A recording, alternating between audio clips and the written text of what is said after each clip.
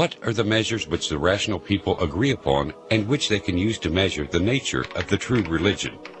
Some of these measures are belief in God. The human has to believe in a deity. He can call him God, or he can call him anything else.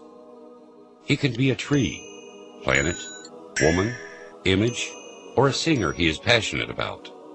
So, the human has to believe in something that he would follow and cherish. He would refer to him in his method of life. He might even die for him, and this is what we call worship. As for the true God, he is a creator. He knows the hidden and concealed matters. He is all-knowing of the unseen. He has the power and will, and he makes all things happen according to what he wills. He is wise. He does not do anything except for certain wisdom.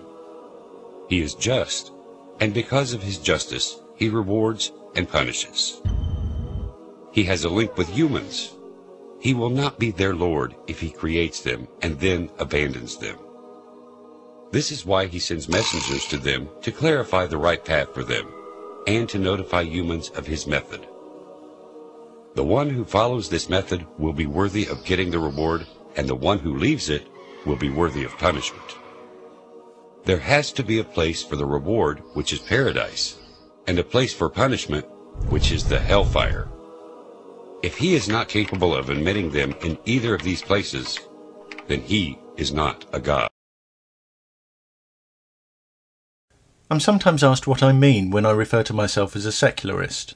The term secular has different meanings, but when I describe my own position as secular, I'm referring to a view encompassing two broad principles. Firstly, the separation of religion from state leaves religious people free to practice their religion, provided they don't infringe the freedoms of others, and allows the non-religious to live without the imposition of religion through law, education, government, employment, or health.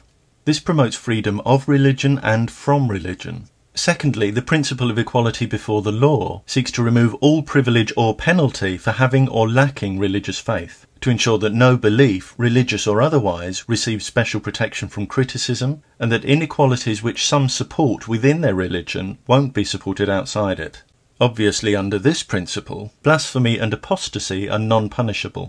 When properly understood, secularism creates an environment of equality that benefits us all, which is why it's supported by theists and atheists, religious and non-religious people alike. This is not a Christian nation. It's not even a religious nation. It's a nation of many faiths and none. And even within faith groups there can be fundamental differences of opinion on important issues.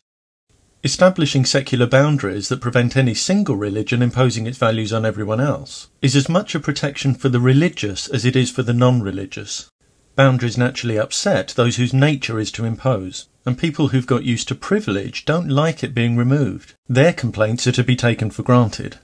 When Said Avasi told the Vatican that aggressive secularism is being imposed by stealth, likening it to totalitarianism and saying secularism denied people the right to religious identity, this was shameless misrepresentation.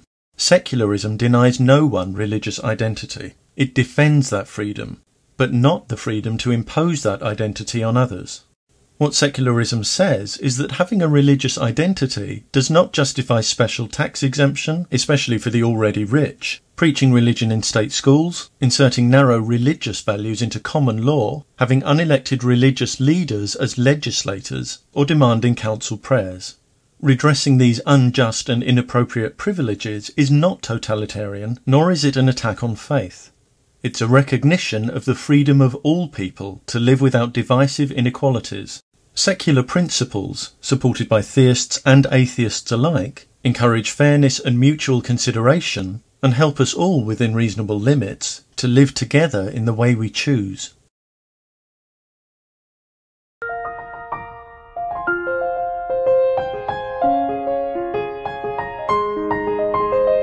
Malaysia is situated just north of the equator between Thailand and Singapore. Malaysia is a federation of 13 states, with 11 on the Malaysian Peninsula and 2 on the island of Borneo. With a population of just over 27 million people, a low cost of living, and a year-round tropical climate, Malaysia remains a favorite destination for travelers the world over.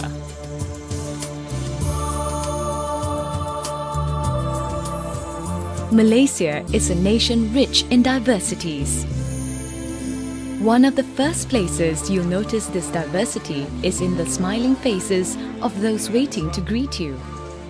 Malaysia is truly a racial melting pot, where Malay, Indian, Chinese, and smaller ethnic groups live together in respectful harmony.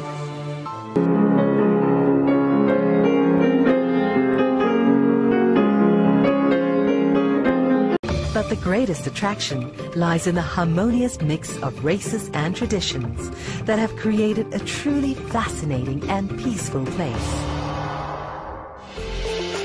As will the sights and sounds of weddings and festive celebrations at different times of the year.